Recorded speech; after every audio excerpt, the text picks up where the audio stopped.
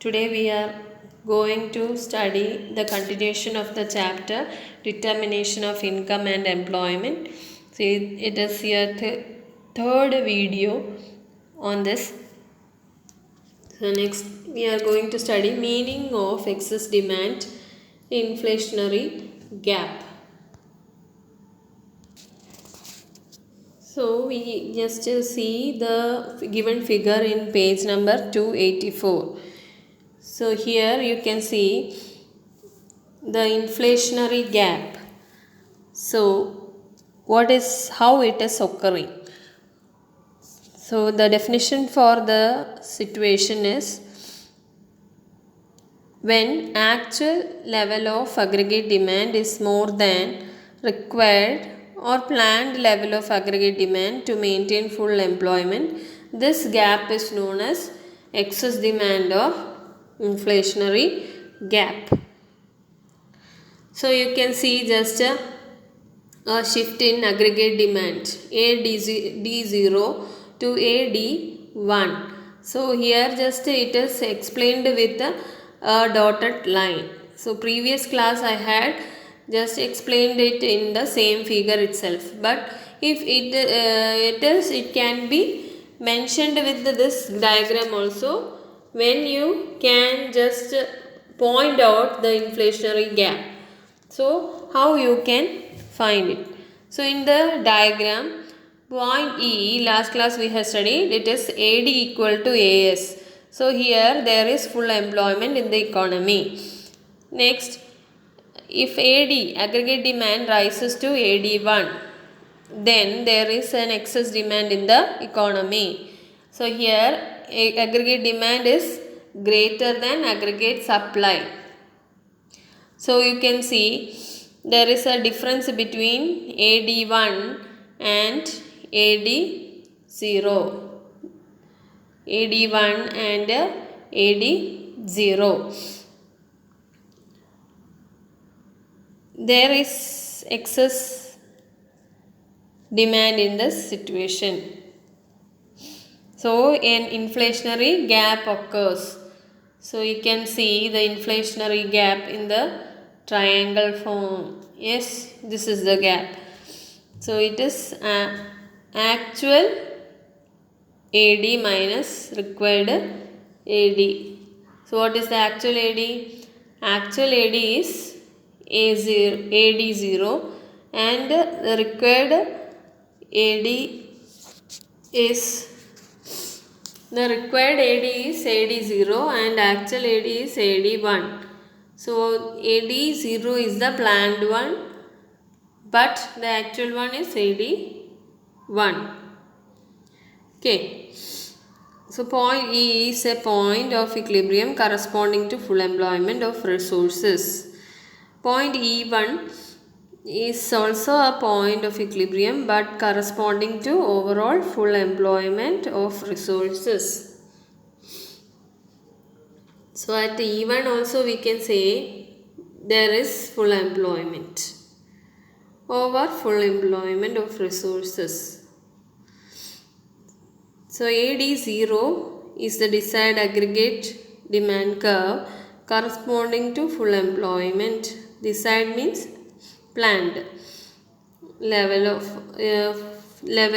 full employment level of resources at OM. AD1 is the actual aggregate demand at beyond full employment of resources OM1 when equilibrium is at E1, implying over full employment of resources equal to MM1. So what is this? This is a situation, it may occur in the economy. So when the economy is having additional demand than what we are planning. So at that situation an inflationary gap occurs or excess demand occurs. So this is the same figure that I had explained in the last video. you can just plot it another graph of another line AD1 by seeing how the gap occurs, for seeing how the gap occurs. So next is causes of excess demand. Causes of excess demand is due to increase in money supply in the economy. How the money supply in the economy increases? It's due to increase in consumption expenditure and investment expenditure and government expenditure and exports. So what are the impacts of excess demand? Impact on employment. As there is full utilization of resources available in the economy, there is a full employment. Hence, excess demand does not lead to any increase in the level of employment. So next is impact on output. Since there is resources have already been utilized to the full, thus excess demand does not lead to any increase in the output. So third one, impact on prices. As output and employment cannot change, so ultimate pressure is on price. The prices tend to rise as competition among buyers will push the price up. So impact, hope you understood. So just look into the first impact, it's on employment. So as we can say that as in the actual planned situation, it is beyond the situation of full employment. The new curve is giving us, that is E1. So we can say that we have already attained full employment in the planned curve, that is AD0 at point E. So after the point E, a new point has been generated, E1. So there also we can have a fuller utilization of resources as we had attained the goal previously at point E. Hence excess demand does not lead to any increase in the level of employment. So hope you understood, that is we are attaining the goal of full employment at point E itself. So beyond the point E, that is excess demand has been situated, it is a equilibrium level E1, will not be taking into any difference in the full employment level as it has been attained previously at point E. So impact on output also, since there is resources have already been utilized at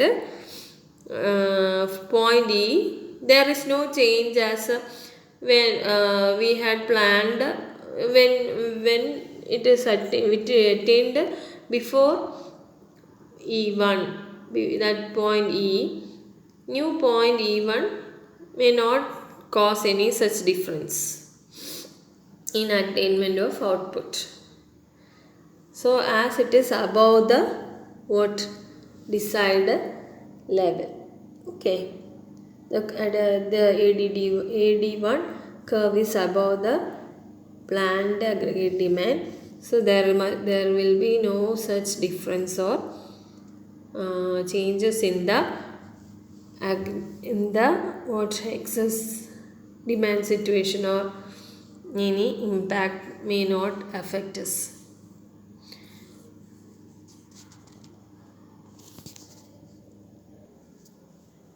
Next topic is meaning of deficient demand and deflationary gap.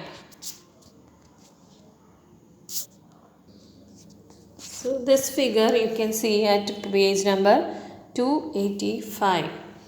So what is the definition for this?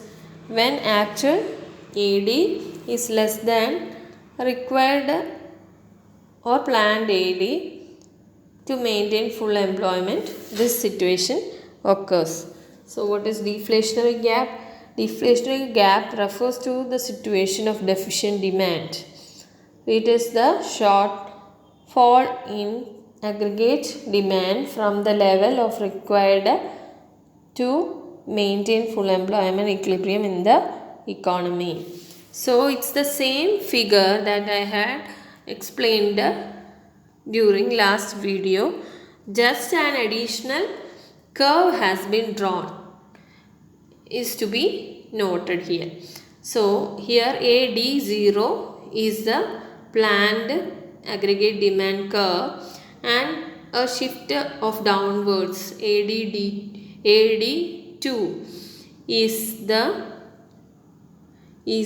actual aggregate demand curve. So here you can see this is the position of deficient demand or deflationary gap. Okay, this is the position of deficient demand and deflationary gap. So in the diagram at point E, AD is equal to AS and there is full employment in the economy. So it is assumed like that. So if aggregate demand falls to AD2, that is there is deficient demand in the economy, as AD is less than AS. You can see AD is less than AS. It is going down. The difference between AD0 and AD2 is the deflationary gap. Deflationary gap or deficient demand is the required AD minus actual AD. Point E is a point of equilibrium corresponding to full employment of resources, and point E2 is also a point of equilibrium but corresponding to underemployment. So I had shown it is downward sloping. It is going down. So it is of underemployment. The fuller employment is not generated. The previous figure was what it was having.